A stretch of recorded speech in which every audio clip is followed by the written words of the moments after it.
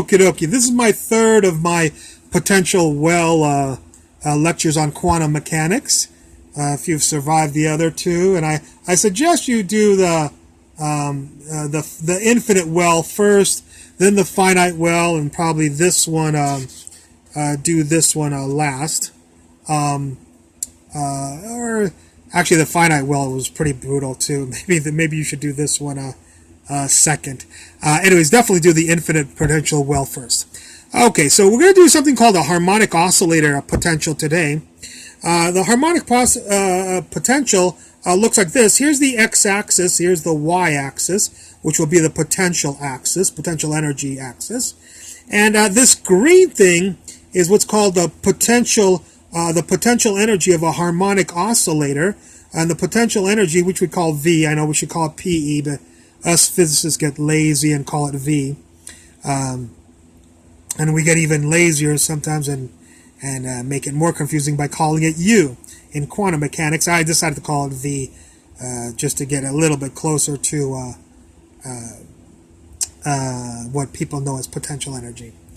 Okay. So the potential energy for a harmonic oscillator is 1/2 the mass of the particle, the initial angular frequency squared times the position x squared. So there's our potential energy for our harmonic oscillator. And if you graph that, of course, that's a parabola. And that parabola will look like the green thing that's right here. This E thing right here, this E level will be the energy of the particle, the total energy of the particle.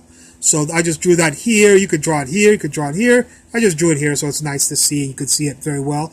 And notice the total energy will intersect the potential energy, harmonic oscillator potential energy, at -B and at B right here. That's what they'll intersect. All right.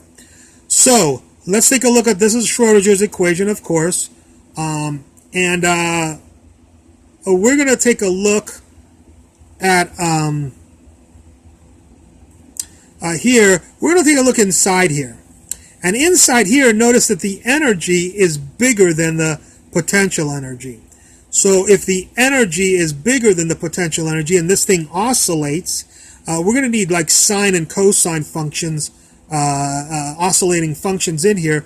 So E is bigger than V. So let's make E here minus V. This will make this positive, this will make this positive, and this will make this positive. And as we know, when you have psi double prime and a positive function and psi, you will get sine and cosine functions, although we won't be solving these differential equations right here. We're just going to be setting them up.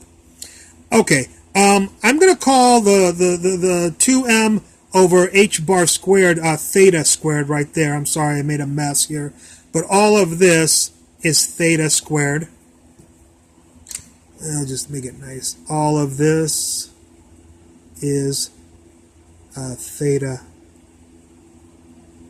squared. That's a theta now, not a 0. Okie dokie, which is what I wrote right here. Okay, so I'll read this equation really quickly. Although, you know what? I rewrote it right over here just really quickly, but the psi double prime plus theta squared, E minus gamma, x squared, E minus gamma x squared times psi equals 0. So these equations are the same. Just if this, you want to look at it a lot cleaner right there. This is psi right here. Sorry. All right. So first of all, theta squared was this, and notice the potential's missing. I rewrote it as gamma x squared, where gamma, of course, the potential is this guy right here, 1/2 m omega squared 0 x squared. So I'm going to leave the x squared alone, but the 1/2 m omega squared 0, I'm going to call Mr. Gamma right there, okay? Just to make this, I don't want to have so much stuff here. So theta equals the square root of 2m over h bar squared, right here, and gamma equals 1/2 m omega 0 squared. All right. Now, if we try to solve this equation, It's a very difficult equation to solve. You can try to go to Wolfram Alpha and see the fun solution it gives you. But one of the points is, or maybe it'll give you a nice one, hopefully, a simple one. But so what we're going to do instead here is just test things out.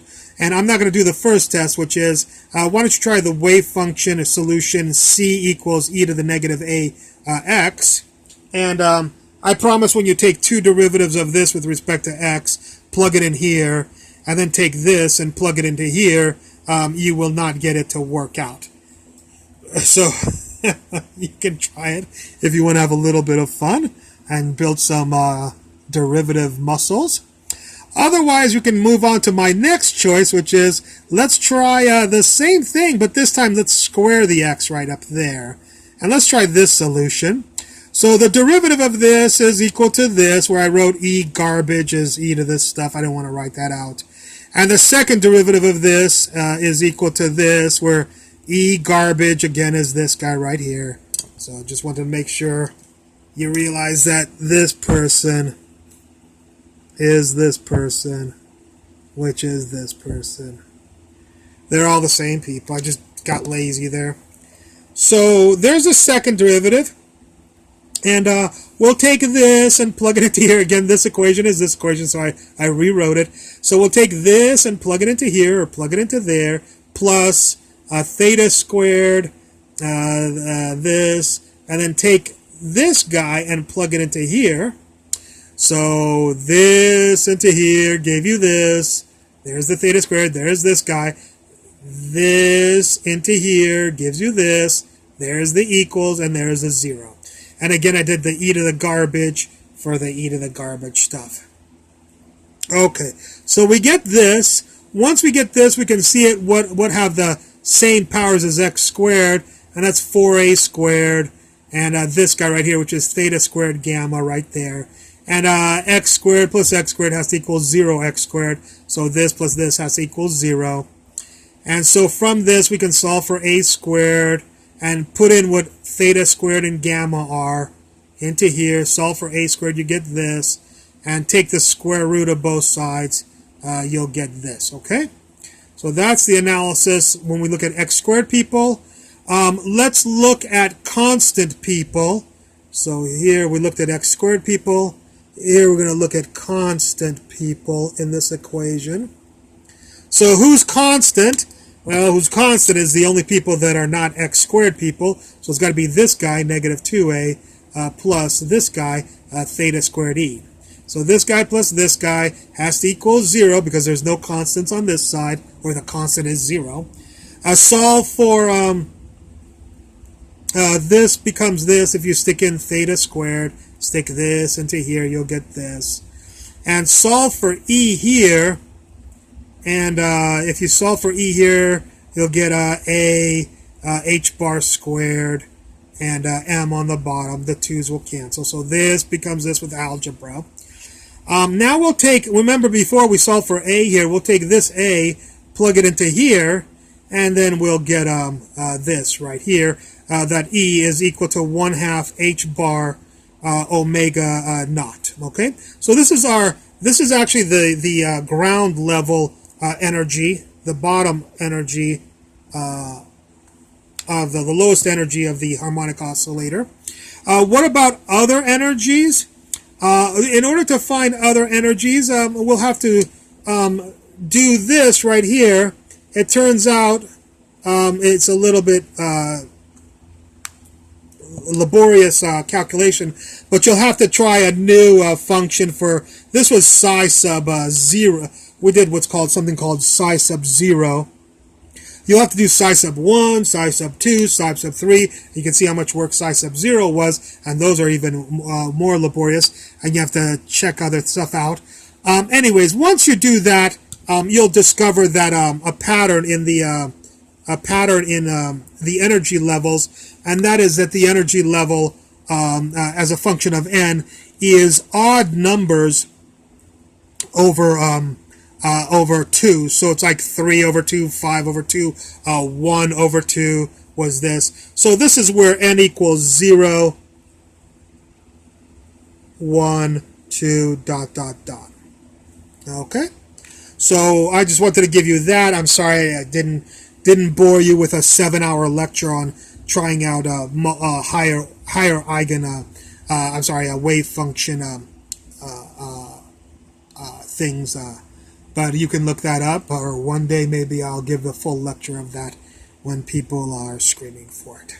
Okay, look for any errata in my description of the video, and any errata that is not there that you find, put in the comments. Thank you very much for watching, and I hope you enjoyed this lecture.